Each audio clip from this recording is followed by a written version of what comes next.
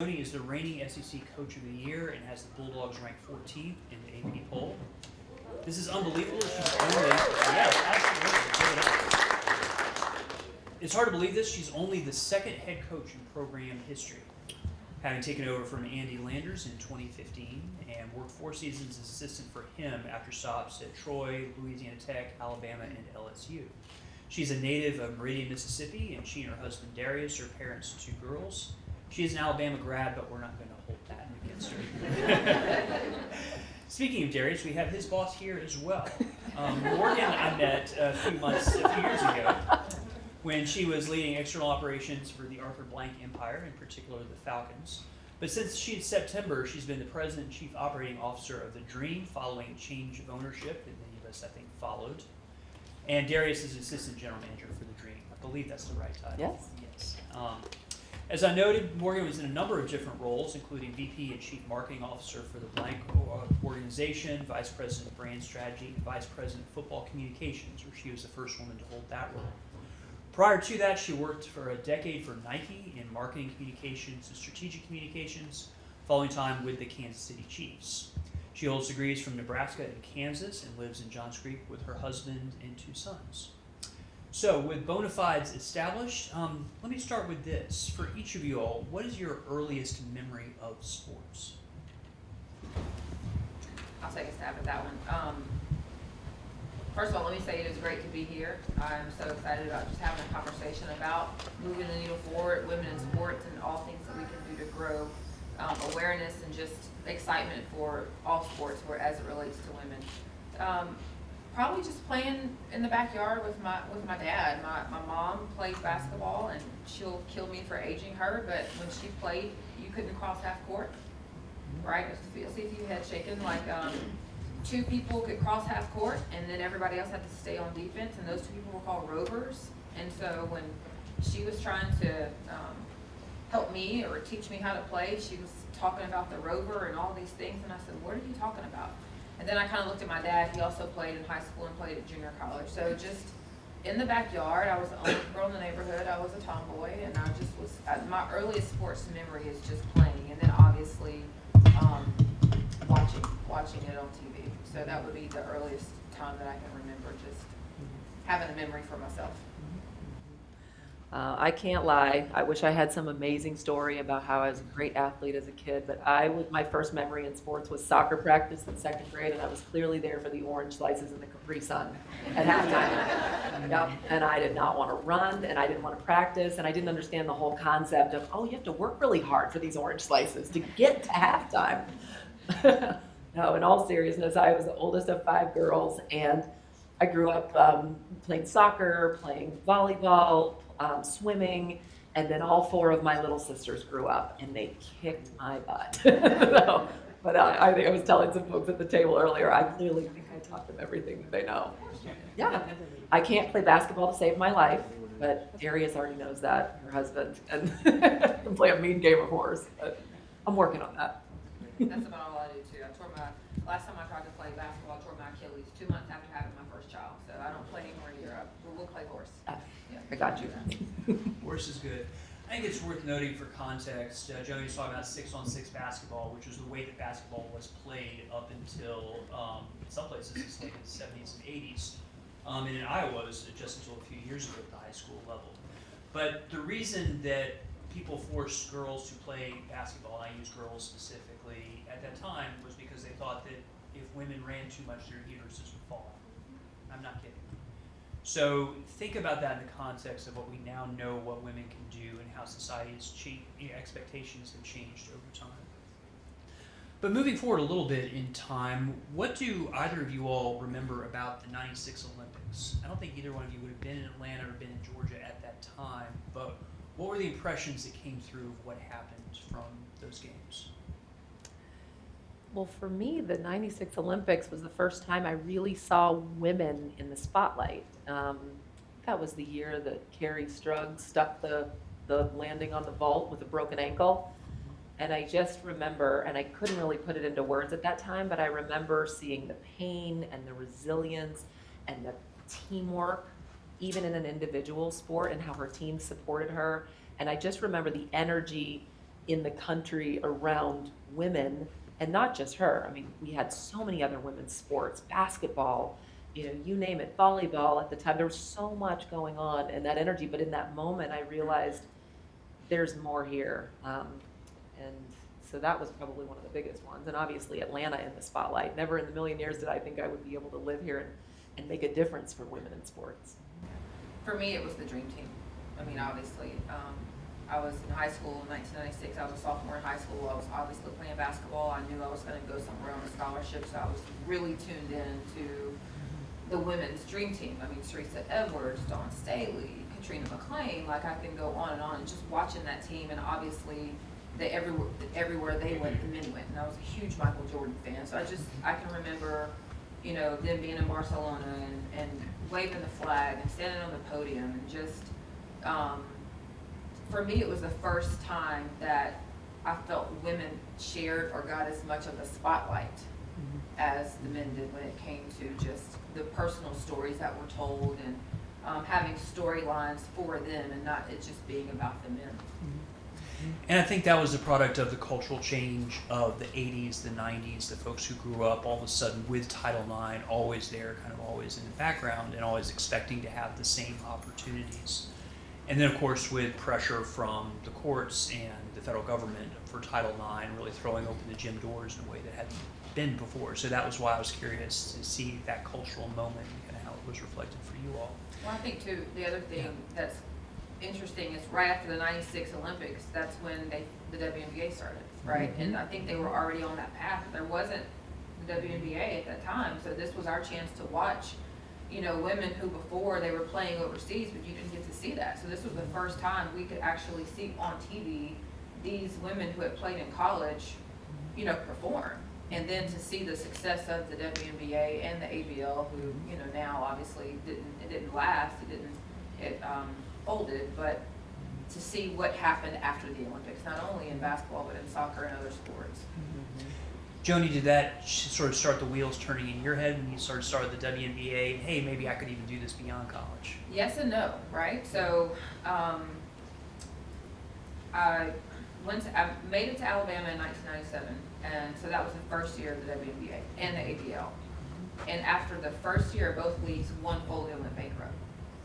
So for me, it still was basketball as a way for me to get my education and to start a professional career in whatever that's going to be. Because in my mind at that time, it was just a matter of time before the WNBA was going to go bankrupt too, the way that I processed it.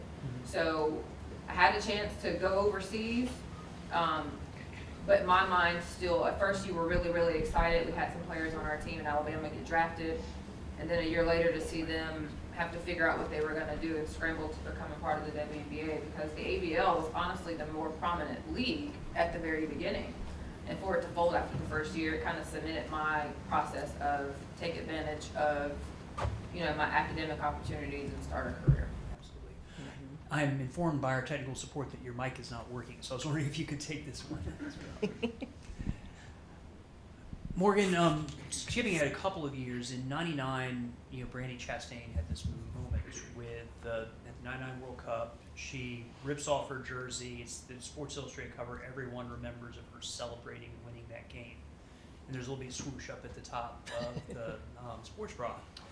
And I remember Nike specifically sort of really investing and leaning into that moment with her and with women's sports. And I'm wondering if kind of at the beginning of your career there, I'm not sure if the dates are matching up exactly, but what you recall of sort of what Nike saw of as female athletes, the marketability, the chances that, what changed in those moments or those few years? Sure. Well, that was an incredible moment, first of all, just that sheer raw emotion, and the fact that, she and Mia Hamm and so many of those other athletes were carrying almost all of the joy, all of the hard work, all of the burdens, all of everything going on in women's sports. They were carrying that on their backs and not even realizing it. In that joy of that moment, it just really captured the whole essence of it. So I remember that well. When I started at Nike, it was a pretty interesting opportunity. So I had been at the Kansas City Chiefs for about 5 years. I was working in community relations and marketing and PR, and all the fun stories of the old NFL and some of the new NFL. We could share stories for days, but it really wasn't a place where there was an upward trajectory for women. And so I had a couple of different opportunities come my way, and I ended up getting the job at Nike, which I thought was going to be in the NFL side of the business, the college football side of the business, because that's where I had, kind of gotten my feet wet. And they ended up hiring me for women's sports. And I remember thinking, what do they think I can't do this? And I remember having that thought. And a lot of it at that time is because there was this mindset of women's sports wasn't sustainable. It wasn't as sexy. There wasn't as much money pumped into it. And what I actually found out after 10 years, I took many different positions in the organization, and I ended up being the first woman to help run the NFL business for Nike, which was pretty cool because they had me start with women because I had the experience in the men's side of sports. So they really wanted someone to think differently. And that's what I didn't realize at the time, is I was thrust into this opportunity to build relationships with editors in a space that had never paid attention to women's sports. And if you guys remember, only a few short years before that, the Nike Let Me Play advertisement came out. And I don't know if you haven't seen it, you should watch it, because you start to go back to Title IX 50 years ago. And, I think about, you stole my line about the uterus, because I just giggle because I think, like, really? And it was a Catherine Strickland who was running a marathon. It was her basketball coach, random connection there. It was her basketball coach that said, well, you can't play the same sport as the men because your uterus will fall out. As if reproduction was really our existence, and that's, that was really really important at that time. And not to say that it isn't, but it's definitely a choice. But for me, going through Nike and understanding the various dimensions of women's sport, how to think differently about it, and then where it is now compared to where it was then, it's light years ahead of where it was when I started. It's, seeing the women up here earlier today talk about, not experiencing some of the things that maybe I experienced or maybe Joni experienced in her career is really refreshing. So even though it may not seem like things are moving in terms of broadcast or commentary or whatever facet, it's changing. It just takes time. Well, that's actually what I was going to ask about, is sort of over the past 20 years or so, the first 2 decades of the 2020s, what have you seen stagnate with women's sports broadly, or your own sport in terms of women's basketball, Joni? But where have you seen advances, broadening popularity, and where have you seen stagnation? In terms of advances, I mean, every game we play is on TV.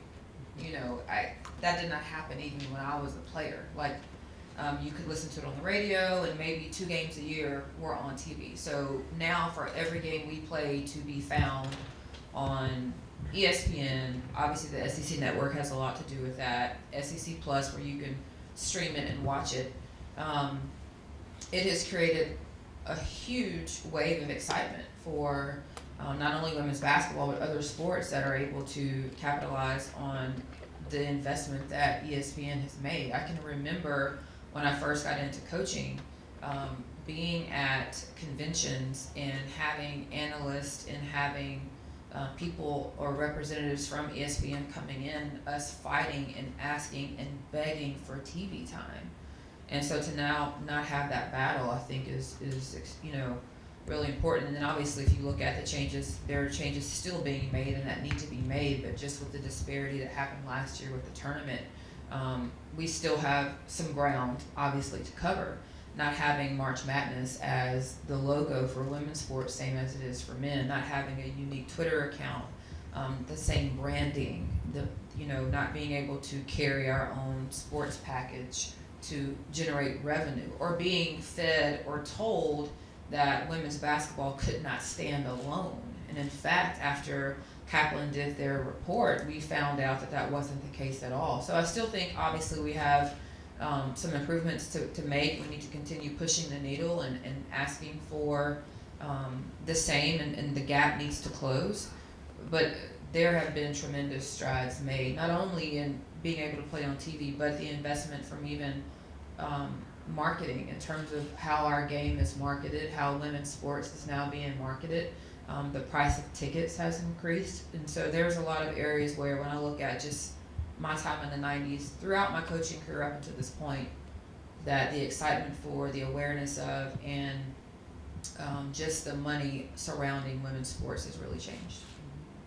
We'll come back to the term in a little bit in the last year, but more stagnation growth, what do you see as sort of the key points over the course of I see a lot of growth. I see growth just in a different way from the way men's sports has come about. What's interesting with women's basketball is, you started 25 years ago with the WNBA being funded very much by millionaires, by people that had money, people that had a little bit to put behind it, and they knew that it was viable. Now you're starting to get organizations, companies behind it. To Joni's point, revenue behind it. I'll tell you that the WNBA still struggles for TV airtime. We're not the league like the NFL where Fox Sports pays broadcast fees. I have to pay the broadcast fees. So I have to earn the revenue to hire the producers, to hire the companies that will actually produce my games. You know what that costs? About $1 million a year for me to put the WNBA out there in the Atlanta market, which is kind of crazy for us to have to earn that type of revenue. So you see it's almost the chicken before the egg. It's like, well, how can we gain the popularity if we're not accessible out there on the RSNs? We definitely can be on Twitter feeds, but people have to seek us out and then follow us. So it's really interesting. I think there have been tremendous advancements, but there's also tremendous growth opportunity. What's really interesting right now is that even in the last 5 years, you've seen more attention on women's sports. You've seen more women in powerful positions, more women in decision-making positions where there hasn't really been, the training ground or the pipeline like there has been for men. And I'm not saying that there's anything wrong with that. It's just doors have been opened for various reasons, and women have pushed through those quote-unquote glass ceilings because I think, as Joni can attest to, it's hard. It's really hard as a mom, as a woman, trying to break through those barriers, but doing it in the right way and not just coming in with an I expect it attitude. But I do see the progress. Like I said, with the women sitting up here earlier today, I see it with the Olympics, with the coverage of the Women's World Cup, with things happening in society, good or bad. There's a lot of progress, and like we say in the WNBA, you have to celebrate the small wins or you're really going to lose sight of how much momentum that we actually have gained over time. Absolutely. Let me ask you about employment prospects, given the crowd that we have here, but if we think specifically within the sport of basketball, only about 35 to 40% of the head coaches of Division I women's teams are women themselves. That number has really held constant over the past, I'm going to say 30 years, something like that. But also, broadened beyond college basketball, you are starting to see some interesting things, like Becky Hammond being able to advance in the men's game and then moving to the WNBA. How much are job prospects for coaches, for executives, for other people changing and opening up within both the men's and women's sides of the sport? Well, they just celebrated the beginning of this year. I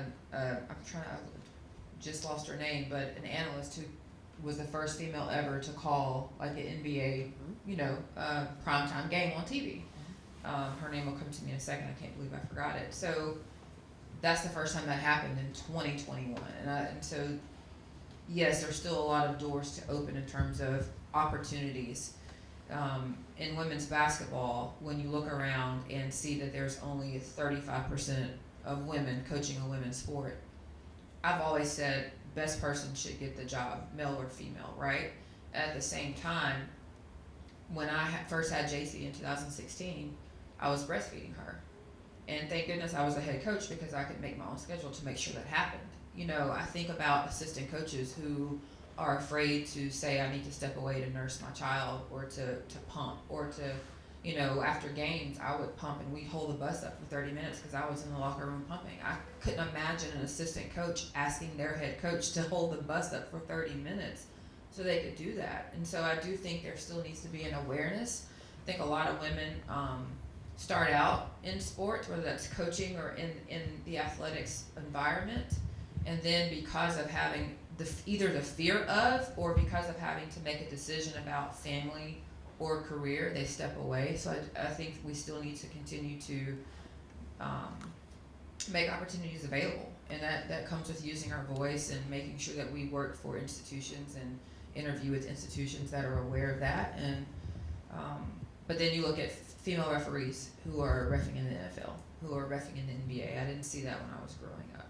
Becky Hammon, Niele Ivey, who is now the coach of Notre Dame. She left Notre Dame and she was an assistant coach for the Memphis Grizzlies before stepping back and becoming the head coach for Notre Dame. So there is progress. I think that organizations across the board are starting to understand the strength and the power that women have and are creating opportunities to hire them and make them vital parts of their organizations.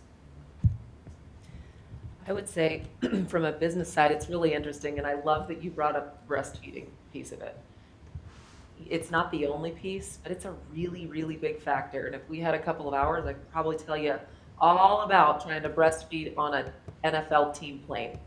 And I did it a lot. And I had a head coach in Dan Quinn that didn't quite understand, but understood that he needed to create that space for me. And I can't tell you how many bushes I puked in because of morning sickness, but then I had to go brief a head coach after a practice for a press conference. And you plow through and you figure it out. And I think that speaks worlds about the resilience of women, but it also speaks worlds about what's required in sports too. And there's no off day. I wasn't going to say, well, DQ, I'm going to have to postpone the press conference for 30 minutes while I go be sick. But, sometimes you have the ability I just wasn't in a position to be able to do that at the time. You're starting to see, like in Joni's position as well, she's able to start to call those shots. And so the more you see women in position like hers, women in positions like mine now, the more I think the perspective opens up of, well, how do we create this pipeline and these opportunities? And it's not just resources, it's also a pipeline to teach. And we talked a lot about it in the NFL, and I think the NFL is doing a really amazing job because of women like Sam Rappaport, because of women like, I've got a couple of them sitting in the crowd today. We've got Tori and Morgan Weeks, and women that are actually making a difference within some of these professional sports team organizations and some of you in college sports team organizations where you're shining a spotlight on, what kind of opportunities need to be presented and what kind of questions do you need to be able to ask to say, hey, I want to learn this. There wasn't a scouting opportunity in the NFL for a female to learn and to ask questions in a safe space. And, thank goodness in my career at Nebraska, where I first got into, kind of the sports marketing aspect of it, I had coaches and executives and people around me who let me ask the dumb questions or what I thought were the dumb questions. And what I realized, the guys had the same questions too. It's just there was just a natural pipeline and an expectation that they could step into that role and learn on the fly, whereas there was a little bit of timidness because I didn't want to be the one that didn't know. So we have to create those opportunities and that openness, and I see more and more of it happening. Well, from that standpoint, or let me own this, are men less blind these days? Are they more open to considering things that they weren't? I'll answer that one. I think both. I think, yes, men are blind. I think that there are more and more progressive men out there, and if they're paying attention to what's happening in our world, they are starting to open their eyes. I also think, piggybacking off of what Morgan said, it's really important that we become our own advocates, because I have never worked for a female in my life. I've never played for a female. My junior high school, and college coach, they were all male. Every assistant coach that I worked for, they were males, and they were great human beings and great individuals, but they don't know what they don't know, right? And so at some point, I had to learn how to use my voice and go advocate for myself and say, our off day is a Sunday. I'm single. On Monday, I need to get to the bank, or I need to go get my hair done. Like, somebody was doing that for them. They didn't have those same things. So however small it may seem, or however big it was, like, I finally had to learn how to say, like, you know, you may not be aware of this, but this is a thing. And once I said it, they were completely fine with it. They just don't know to think about it because they don't have to. So I think a lot of it has to, number one, we have to do our research and make sure that we are putting ourselves in the right organizations and the right companies who have the same values and morals that we have. Whatever that is for you, it has to line up and make sense. But then also, when there is something that is happening, I think you have to have the strength, the courage to go have a conversation about it. And what I have experienced is that it was like, oh, absolutely, you can do that. I'm sorry, I never thought about it. Sure, go right ahead. And so we've got to use our voice.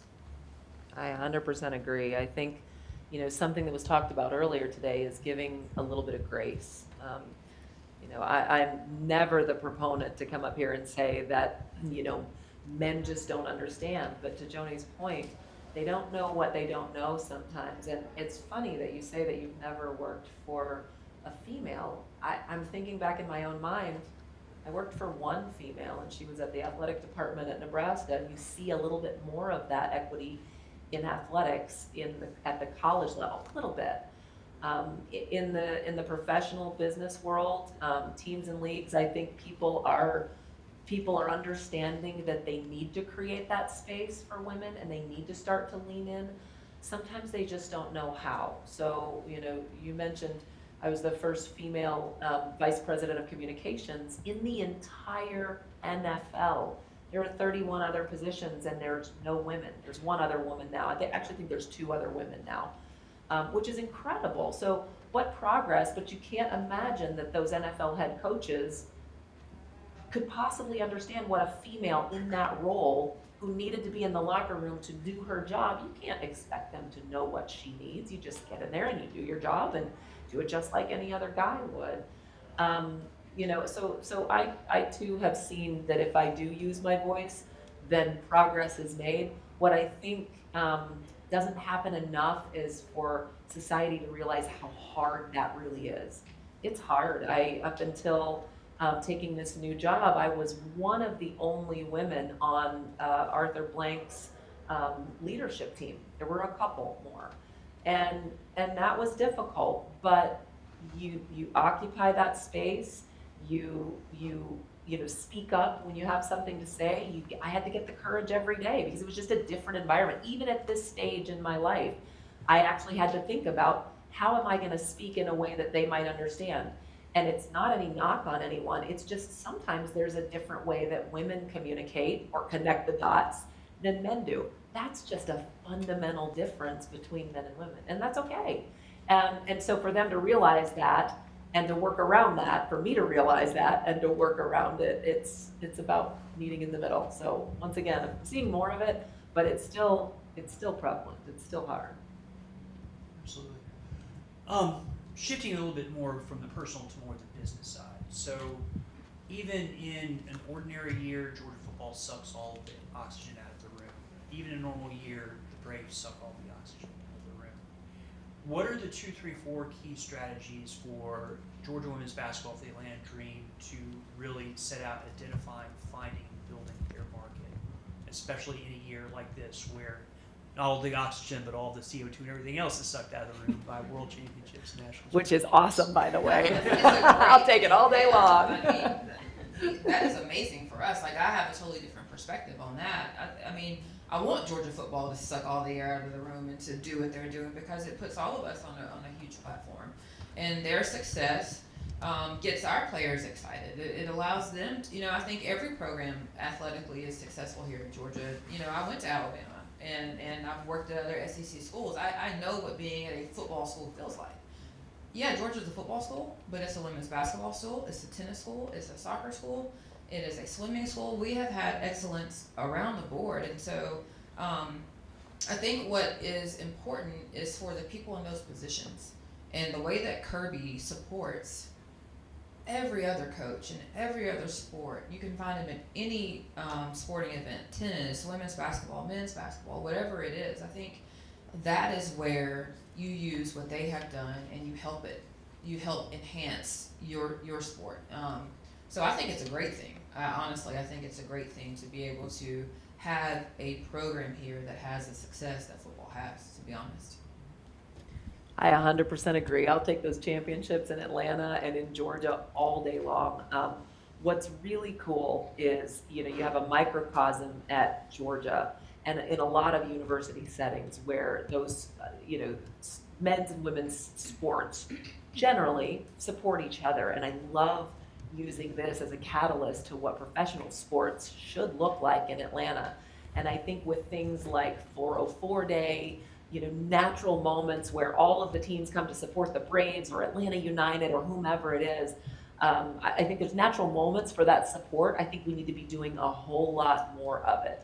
And a lot of the work that I did at the Falcons was trying to build that, trying to hire people that would build more of that in Atlanta. Because it's not just about the Falcons, it's not just about the dream, it's not just about the Braves. If you really look at the heart of what Atlanta is and what we are as a community, Georgia as a whole as well, you think about the fact that we always over-index on women, which is interesting. A lot of people don't know that. Anywhere from 51 to 53% women across the state. I think it's 51% right now this year. I don't know if the census data is in yet, but it's fascinating to me, the microcosm that is Atlanta as well. And there's room for all, six professional sports, plus, PGA, plus Augusta. You've got room for everyone. And how many millions of people do we have? 10 million folks, 8 to 10 million now inside the city limits. It's incredible. But what I'll say for the dream is that, and I won't talk about previous ownership, we won't talk about all that. I try really hard. I'm getting better at it. But what I will say is that as the dream, we have the responsibility to represent the market that we seek to serve. And I could not be more blessed and humbled to have the opportunity to lead an organization where our athletes have already used their voices in 2020 to swing the election, to change society, to rally together and band together to do what's right for Atlanta, and to really figure out a way to do that without the resources, without the spotlight. It's pretty powerful. There's so many things that happened in 2020. But when you fast forward to today and you look at the opportunity in women's sports, the opportunity in sports in general, the Atlanta Dream's going into their 15th year, and I feel like it's almost a restart because Atlanta needs to see us and feel us and hear us. And that takes investment, that takes money, that takes sponsors, that takes resources, and that takes resilience and tenacity and a lot of really great people building an entity like that so that we can be seen as part of the power sports in Atlanta. So I know you guys are going to be seeing more from us, but as the only women's professional team in the state, it's we carry a heavy weight on our backs as well. So I look forward to having you guys all at the games too. You can run with me. Definitely. Let me just actually build on that, Morgan, just a little bit. Tell us about the new ownership group of the Dream. Okay, the new ownership at the Dream I could talk about all day long, but I'll try not to be long-winded. So it's interesting, when I thought about the opportunity that was put on my desk when I was at the Falcons and Arthur's businesses, which I wasn't thinking about leaving. There's a lot of people that are going, oh, there had to be something that happened at the Falcons for you to want to leave. There wasn't. It actually was a really amazing opportunity, but I asked the same questions that you would probably ask. Is it sustainable? Can I support my family? Is this new ownership? Because I'm the breadwinner in our family. My husband's a carpenter and he does handcrafted furniture, and that is not going to pay our bills or put our kids through college. I'm hoping my children have some athletic skills, but they need to meet Joni and Darius first. But when I had the opportunity to come to the Dream, I asked all of those questions. And once I started talking to ownership, I thought, okay, how can an investment realty organization really truly understand what makes Atlanta tick? I thought there's no way this is going to work. But the more I started talking to them, it goes back to, okay, what are your core values? Well, their 3 core values are, number 1, empowering women, number 2, social justice, and number 3, ending homelessness. And I thought, okay, that's a really good start. And I came from an organization with core values, and you can't just speak core values into existence.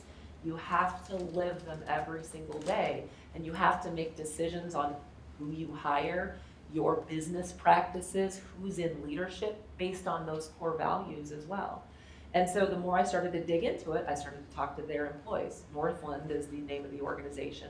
Their chairman, who is Larry Gottesdiener, their president, who is Suzanne Hebert, who is of the LGBT community, and Renee Montgomery, who's a former WNBA player. She stepped up, and Renee raised her hand in 2020 and said, you know what? I know that in order to have a voice in this space, I need to be in leadership. And what a cool opportunity for the three of them to come together with an opportunity, a company that actually had the money to put behind it to run a women's sports organization. And then let's be honest, that's what it takes. And so I think they've got a really interesting model, but they've hired myself, Dan Padover, Darius, to come in and really run this organization from Atlanta and taking a hands-off approach, but yet they have the expertise. Think about this. They have the expertise to be able to build communities, to be able to build infrastructure. If people are connecting the dots, you see there's probably $800 million in investment in Atlanta because of what we represent, that Northland is putting into the city, not just the team, the city, the people here. And so again, I could talk all day long. I'm excited about it. I come to work every day and I kind of pinch myself because I'm thinking, man, I get to do this. And so, like I said, you know, ride with Joni, you can come to the game. Well, Joni, with your players, they found their voice in 2020 as well, and you all were out front on a number of different issues. How do you sustain that passion? How do you help people convert that passion into accomplishment now after everything we've been through the last 2 years, pandemic and everything else?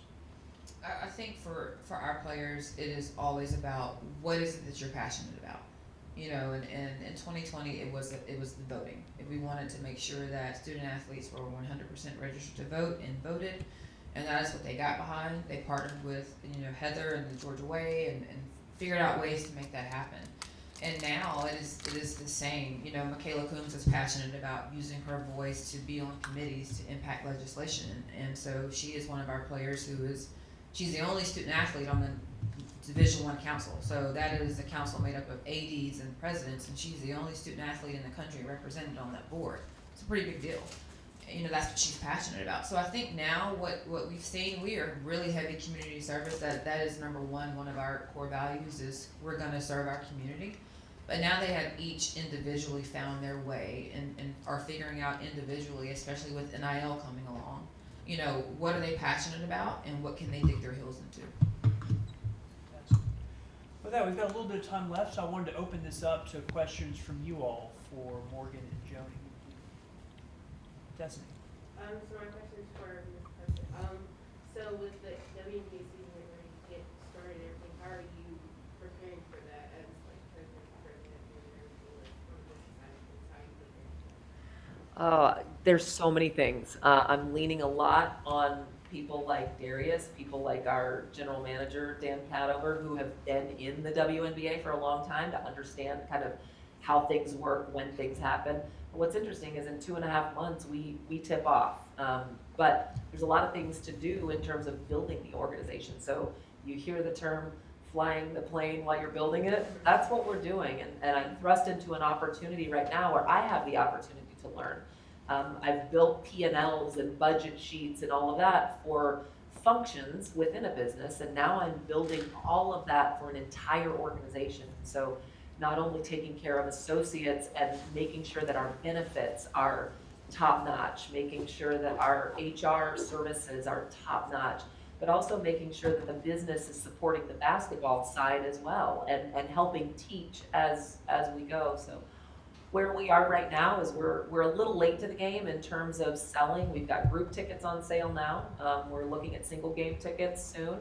We're looking at, now that we've got the budget finalized, which is incredible, being able to build something like that in the last 3 months where most people take a full calendar year to build the next year's budget was something that I'm really proud of our organization for doing.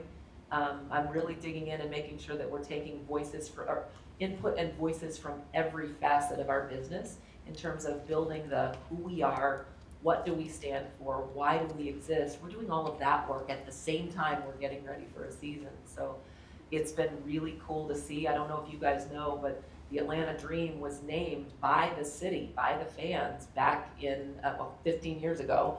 So was that 2007, 2008? And you know who the founders of our team were? This is not well known. Stacey Abrams, Lisa Borders, AJ Robinson, some of these really amazing folks that have gone on to do really incredible things. And so it's really getting back to our roots. We're named for Martin Luther King Jr.'s speech. Holy cow, what a weight to carry, but what an amazing opportunity to lean into that. And so when we start to think about who we want to be and what we represent, a lot of the work is going into what are our community pillars. Then what are the things, what are the tactics, what are the things that we're going to go out and do in order to represent that. So a lot of work to be done, but we tip off in 2.5 months. Georgia. This question is for both. So when you first found yourself in the position you're in today, was there somebody in particular that you leaned on for guidance and support, especially being with women in sports? Well, several. I am fortunate to have a lot of mentors. Specifically, I would say that Coach Landers was who I leaned on. I mean, he was my boss for 4 years. He's a great mentor and a friend. I learned a lot from him, and he gave me a lot of trust as an assistant. So I leaned on him really heavily. And then we are fortunate in women's basketball. There is actually, it's called the WOC, but it's the Women of Color Coaches Network. And so it is not any, but most Black, female, or minority coaches. And so there were a few coaches in that group. Vivian C. Stringer, who's been coaching forever, she was at Iowa and Rutgers. Dawn Staley's in that group. So there were a few women who had done it at a high level who reached out. I think that, we said it early, 35% are women coaches, and if you want to talk about minority coaches, the percentage is really low and staggering. It's less than 10%. So, when I got this position, I was really overwhelmed at the people who reached out to me to say, hey, here's my number, call me. Because in some way there's this pressure of I can't fail. Because there's this feeling of, if I'm not successful, they're not gonna hire another Black female. That's real. I feel that. And so for them to reach out to me and say, we got you, call whatever you need, because we've got to figure out how to continue to show that we can do this. And so that's what I try to do now. Anytime that somebody gets a job, I'm calling them, hey, here's my number. If you need me, let me know. And I'm still a baby in this thing. This is just year 7 for me. I feel like it's year 2. But I think it's really incredible, again, to see just everybody can eat. You said it a different way earlier. There's room at the table for everybody, but the way we say it is everybody can eat, right? So share what you have. And so I've got a really good support group. For me, I had to lean on a lot of the men. There just, at the time, there really wasn't, there weren't a lot of women in sports. And, I never did say, I want to be the president of a professional team one day. Never in a million years did I think I would be sitting right here. But along the way, I put myself out there and I mustered up enough courage to ask a question. And I found, and you talked about it, I found in a lot of ways, the more I asked questions, the more people were really willing to teach or willing to crack a door. And I feel a big responsibility to be able to do that and pay it forward to anybody else that comes and asks and really rolls up their sleeves and wants to do the work and doesn't want to just have it handed to them. I had a really cool experience in every aspect of my career. And I can tell you horror stories, anybody can tell you horror stories, but at the end of the day, what I hang my hat on is the ability to go into Tom Osborne's office and ask a question. The ability to go down the hall in an NFL office and the head coach would take the time to answer, well, why did you make that call? Or how do you teach resilience? Things like that. I rip a page out of that playbook every day and apply it to what I do in business all the time. What's interesting is Joni says she's a baby in the business. I rip a page out of her playbook a lot, and I listen when those reports are made, and I listen to her speak to her athletes as well. I rip a page out of that playbook and I apply it to how I operate as well. So, I had the good fortune of working, with Lamar Hunt when he was alive, and I don't know if everybody in the room knows who Lamar Hunt was, but he was one of the founders of the NFL. He founded the AFL, which then turned into the NFL. His son now owns the Kansas City Chiefs. And I had the good fortune as a baby, I think I was a coordinator at age 23, sitting in a room where he was literally drawing on a napkin, and he didn't know who I was, didn't have to know who I was, but he opened the door, he cracked the door, and I took the opportunity to get to know him a little bit better. And a lot of it is the network, it's the people in this room. If you don't take the time to look beside you or look behind you and say hello, I love, and I'm going to point at Destiny, she was the first one to ask a question. She was also one of the first folks to come up and say hello. And I love that. That's how you make connections, and that's how you pay it forward, and how you get to know what's available in the industry is ask the questions. Other questions? Yeah, Hamilton. This one's for you, Joni. I was at the game a few years ago when you had your second baby, or not at the game, but very few hours later. So how did that kind of show your team, you can be a mom and a woman in this sport and a coach? What's so cool about it is, I get the question all the time, can you have it all, or what is work-life balance? And I think it lets them know that they have a choice, right? To do this, to not do this, to work and do it, to have kids, like, you have a choice. And so for them, it's about seeing the option. And I think that, obviously, number one, I'll start by saying I've been very blessed and fortunate to have 2 smooth pregnancies and deliveries that allowed me to still coach for as long as I did and travel and do those things. But I also believe in, if I'm asking them to be tough and be resilient and to show up, then I'm going to do the same thing. I'm never going to ask anybody that is along this journey with us to do something that I'm not willing to do. And so it was never even honestly a thought process for me. I was feeling good, and as long as I was feeling good, I was gonna coach up until my delivery. And then just what happened after it in terms of the attention it got, I never even considered it, because I'd done the same thing 2 years before with JC. It just happened before games started, so nobody knew. But I had her on a Thursday, and I was back at practice on a Monday. So I never even honestly thought about it. And again, most of that speaks to the support that I have. My parents and Darius's parents both, for the most part, live with us. Both are here now during season, but even out of season, one set of parents is always living with us to help us out. I mean, you've listened to the dynamic of this. You can imagine, we live off of a Google Calendar. But to answer your question, I think for them it was, wow. If I choose to do that, great. If I choose to take maternity leave and not come back for 6 weeks, that's my choice too. So for me, it is putting options in front of them, and letting them decide what's best for them. Go ahead. So this is kind of for both of you, but how do you not lose sight of what you're passionate about? And both of y'all have said something about community service and stuff like that. When there's constant pressure for you to always perform, being women in these high places. I think you intertwine it into what you do. Mm-hmm. If you're passionate about it, if I'm passionate about it, it's got to be part of who I am, or I'm not going to be my best self. I'm passionate about working out. So working out is going to be on my calendar, and nobody's taking that away from me. Community service is a huge part of what we do. So you just implement it into your daily routine of what it is.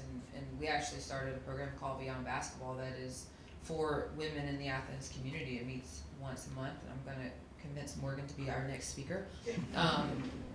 But I actually showed this to her. I'm getting off track here, but here's a bio of Morgan when she was with Arthur Blank years ago, and we pulled it because we wanted her to be one of our Beyond Basketball speakers when the pandemic hit. So I brought honored. this to give to her today, just telling her how long I've been stalking her.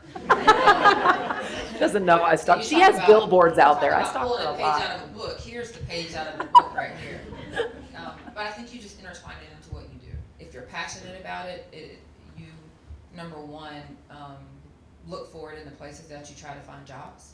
And then if it's not there, as you create your niche, you figure out ways to make it part of what you do.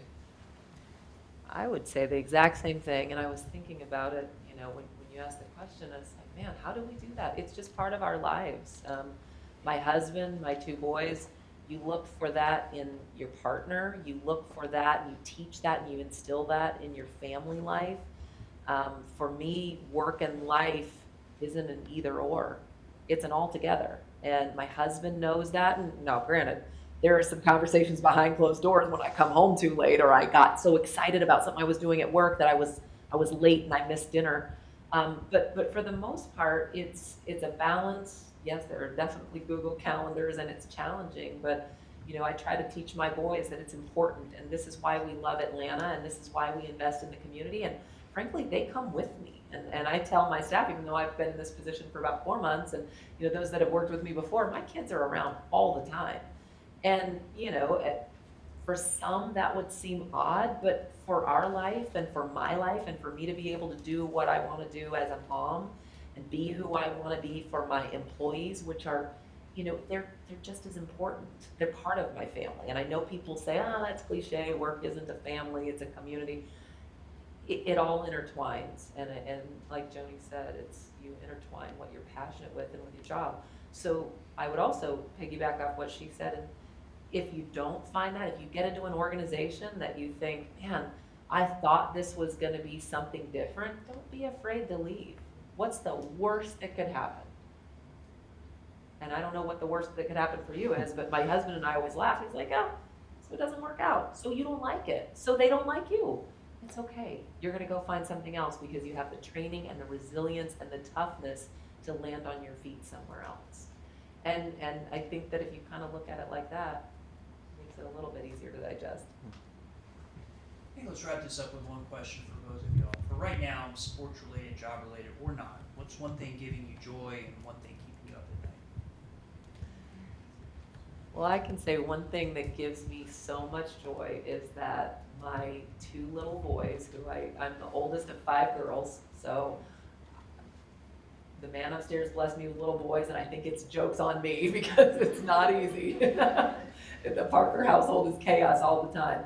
But for my little boys to find joy in women's sports at such a young age, and it's just as big as the NFL was for them.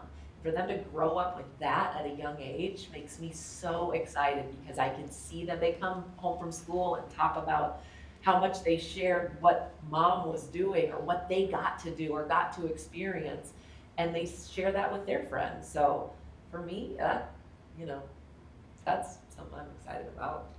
I would say the same. Our family travels, our family comes to practice. JC and Drew are there, and so to see them, grab on to our young ladies and to want to be like them. And the other day, JC was at home and she was pretending like she was SA, and Drew was pretending like she was Jordan, and they were guarding each other. I mean, that's incredible, and it's exciting. And then for me, a small town girl from Meridian, Mississippi, to think that basketball has continued to carry me this far, that gives me great joy. It gives me great joy to know that that ball has allowed me to do things that I've never thought I would do, travel places I never would have gone otherwise because we couldn't afford it, and it now allows me to have an impact on the lives of young women. That is what gives me joy. What keeps me up at night is mental health. Everything surrounding mental health and just making sure that our young ladies are okay, the people that are around us are okay, and then seeing what happened to Miss USA, mental health, and just with us still being in a pandemic and all things that are happening, that is what honestly keeps me up at night. Would agree. Warren Shaw Parker, Joni Taylor, thank you all so much for being part of this day with us.